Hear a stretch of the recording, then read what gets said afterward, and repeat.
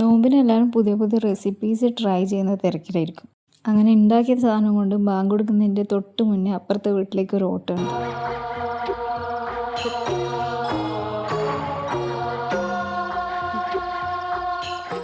ഉന്നക്കായ കൊടുത്ത് ബർഗർ വാങ്ങാം, കല്ലുമ്മക്കായും ചനാച്ചാട്ടും കൊടുത്ത് സമൂസയും പാസ്തയും തിരിച്ചു വാങ്ങാം, സാൻഡ്വിച്ച് കൊടുത്ത് ചട്ടിപ്പത്തിരി വാങ്ങാം.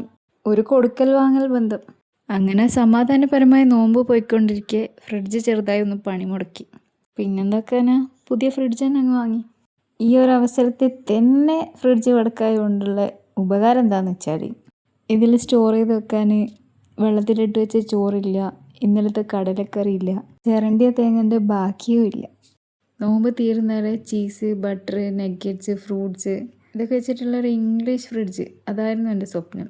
അത് ഏറെക്കുറെ സാധ്യമാവുകയും ചെയ്തു. പക്ഷെ ഉമ്മാക്ക് ഇതിലെന്തോ ഒന്നും അങ്ങോട്ട് സെറ്റായില്ല. ഇവിടെയൊക്കെ എന്തോ ഒരു പ്ലെയിനായിട്ട് കിടക്കുന്ന പോലെ. അങ്ങനെ പിന്നെ ഉമ്മാൻ്റെ രീതിയിൽ അതിനെ ഡെക്കറേറ്റ് ചെയ്യാൻ തുടങ്ങി. അവസാനം ഈ പൊന്നാടയും കൂടി അണിയിച്ചപ്പം ഇതൊരു ഡേസി ലുക്കായി. ഇപ്പം ഉമ്മ ഹാപ്പിയാണ്.